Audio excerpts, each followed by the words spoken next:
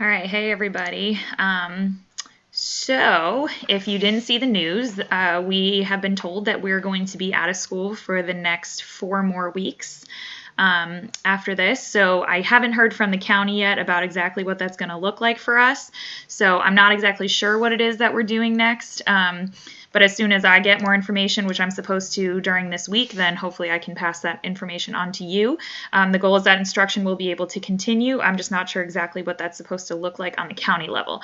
I also don't know when the end of quarter 3 is yet. It's supposed to be right now, but they haven't told us when our grades are due. So if you have any other work that you want to submit, please keep doing so. And I'm happy to grade that and put it into the grade book before they call it. So what I do want to do, though, is I really want to focus on something that could help you with these quadratic formula questions, which is simplifying radicals. We talked about it super briefly before we left for this closure, so I wanted to go over that with you real quick today. So there's 3 steps to simplifying radicals. Remember, a radical is anything that has that square root symbol. So if you simplify a radical, the first thing you want to do is figure out if that radical is a perfect square or not. If it's perfect square, wonderful, find the square root, move on. If it's not a perfect square, you're looking to see if it has a perfect square factor. So remember that a factor is something that multiplies in order to get another number. So for example, the factors of 8 would be 4 and 2. So you're looking to have something that has a perfect square factor. Then when you do that, you're going to break it down into those factors and simplify what you can. So it's a lot of words, so I'll show you what I mean by that. So my first example is radical 121. Is radical 121 a perfect square? Hopefully you said yes. So if you said yes, then the square root of 121 is not 11. It is plus or minus 11. So once you take that square root, then that's all you have to do. The next part is if it's a non-perfect square. So, for example, if I have the number 40, 40 is not a perfect square, but it does have factors that are a perfect square. So what I'm going to do is think about all the factors that could go into 40, like 8 and 5. Neither of those are perfect squares. 10 and 4. One of those is a perfect square, so that's what I'm going to break it down into. So one of your factors would be a perfect square. The other one is going to be a non-perfect square. So in this case, it's 4 times 10 gives me 40. So I've broken it down into the 2 factors.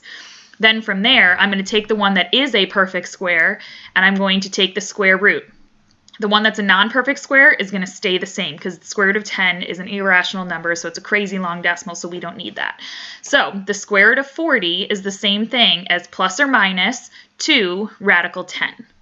So I've taken my original square root, I've broken it down into 2 factors. One of them is a perfect square and one of them is not, and I've simplified that perfect square to get radical 10. Okay? If I look at another example here, if I took radical 40 and I said, all right, well, I don't want to use 4 and 10, I want to use 8 and 5, that doesn't work because I can't simplify either one of them. So if I can't simplify either the 8 or the 5, because they're not perfect squares, then it doesn't benefit me at all to do that. So I want to look for the 2 factors that have a perfect square in them. Okay? So let's try that again with another one.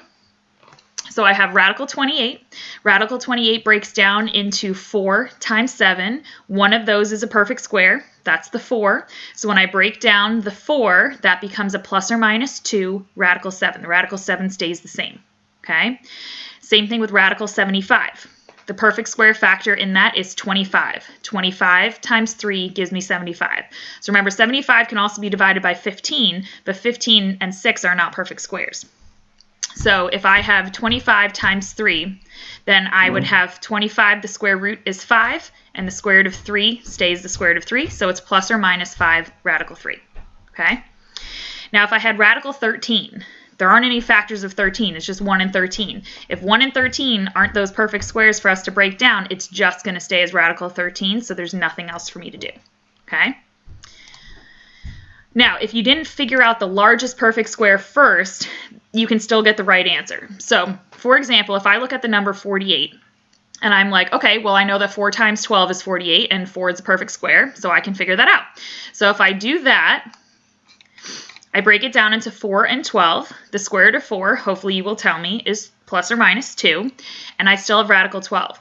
Now, if I look at radical 12, that can also be broken down as well with a perfect square factor. So this is where the part comes in where you'd have to factor a second time.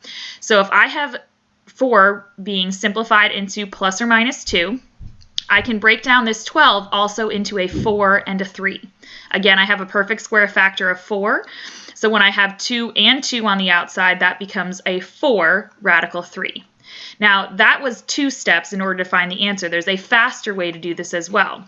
4 is not the largest perfect square factor. If I think about it a little bit more, I also know that 16 is a perfect square factor inside 48. 16 times 3 gives me 48. So if I factor this into 16 and 3, my square root of 16 is plus or minus 4. My radical 3 stays just a radical 3. So notice I still get the same answer for both, but one of them is a lot faster than the other. So you want to work to find the largest perfect square factor you can find within your radical. You can still get it right either way. You just want to make sure you aim for the biggest one. It's a lot less work. So I want you to pause the video at this time. Try these for yourself.